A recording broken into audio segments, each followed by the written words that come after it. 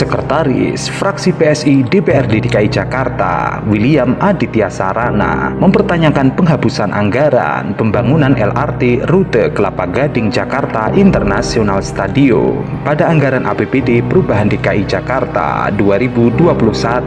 Anggaran untuk membangun LRT jalur 2 tersebut sebesar 200 miliar. Ia bahkan menyayangkan tindakan Gubernur Anies Baswedan yang tiba-tiba mencoret anggaran pembelian lahan untuk proyek LRT sebesar 200 miliar. Ia mengatakan proyek LRT tersebut tercantum dalam Perda Nomor 1 Tahun 2018 tentang Rencana Induk Transportasi Jabodetabek. William menyebut pembangunan LRT dapat menjadi prioritas utama. Dia juga menilai Anies tidak berniat untuk membangun infrastruktur transportasi berbasis rel. Namun realitanya malah serba terbalik. Selama 4 tahun terakhir sama sekali tidak membangun LRT. Menanggapi hal tersebut, Gubernur DKI Jakarta dengan santai menyatakan bahwa pembangunan LRT fase 2 masih dalam tahap penyusunan kajian dokumen, yakni perencanaan pengadaan tanah sebagai dasar untuk penetapan lokasi. Hal itu direncanakan akhir November baru dapat terselesaikan. Selain itu, Anies menyebut skema pendanaan prasarana dan sarana LRT masih dalam tahap pembahasan. Untuk izin pembangunan rute 2A tersebut baru mendapat persetujuan dari Kementerian Perhubungan. Namun berbeda dengan kata netizen, serangan yang dilontarkan oleh PSI ditanggapi dingin oleh netizen di dunia maya. Netizen menyebut bahwa ini adalah jebakan yang disiapkan oleh PSI dan juga PDIP agar nantinya pembelian tanah dapat bermasalah sehingga Anies di masa jabatannya dapat ditangkap KPK. Mungkin itu yang diinginkan oleh PSI dan PDIP. Perlu diketahui, Gubernur DKI Jakarta Anies Baswedan patut diacungi jempol karena mengambil sikap tegas dengan cepat memberhentikan Dirut Perumda Pembangunan Saranajaya Yorisi Pinontoan yang juga anak buah Ahok ketika Ahok menjadi Gubernur DKI Jakarta. Untuk pelaksanaan pengadaan tanah di Munjul, Kelurahan Cipayung, Jakarta Timur tersebut, PDPSD diduga dilakukan secara melawan hukum. Antara lain, yang pertama, tidak adanya kajian kelayakan terhadap objek tanah. Kemudian yang kedua, tidak dilakukannya kajian appraisal dan tanpa didukung kelengkapan persyaratan sesuai dengan peraturan terkait. Yang ketiga, beberapa proses dan tahapan pengadaan tanah juga diduga kuat dilakukan tidak sesuai dengan SOP serta adanya dokumen yang disusun secara detil. Publik langsung mengapresiasi langkah cepat Anies, bahkan menuntut sudah saatnya Anies Baswedan melakukan bersih-bersih jajaran pejabat di DKI Jakarta, termasuk pejabat di BUMD. Banyak haters Anies mempertanyakan apakah Anies Baswedan terlibat. Pertanyaan ini sama ketika seorang menteri atau dirut BUMN ditangkap KPK. Kalau saya mau korupsi, apakah saya korupsi di tempat yang baru yang nilainya juga nggak seberapa? Banyak hal yang saya bisa lakukan kalau niat saya mau korupsi.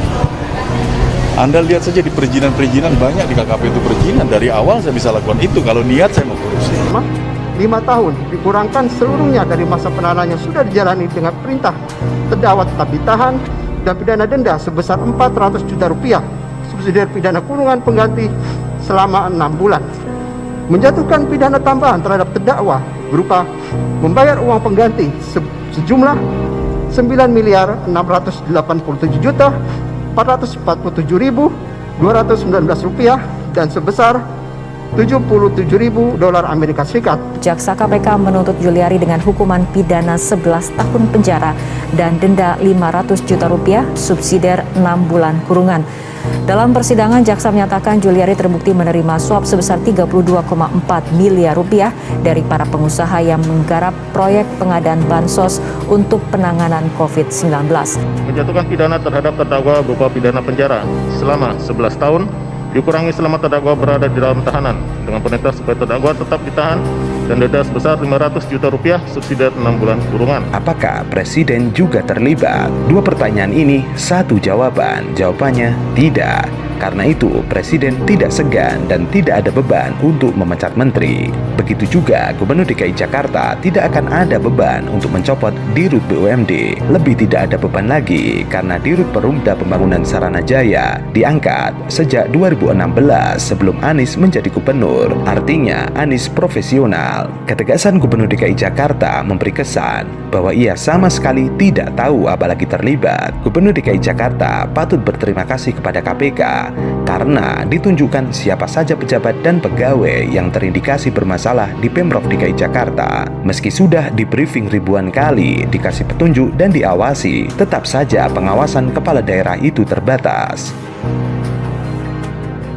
Dalam berita yang diunggah oleh Tempo tahun 2014, Jakarta mendapatkan kado pahit di hari jadinya ke-487 dari Badan Pemeriksaan Keuangan BPK.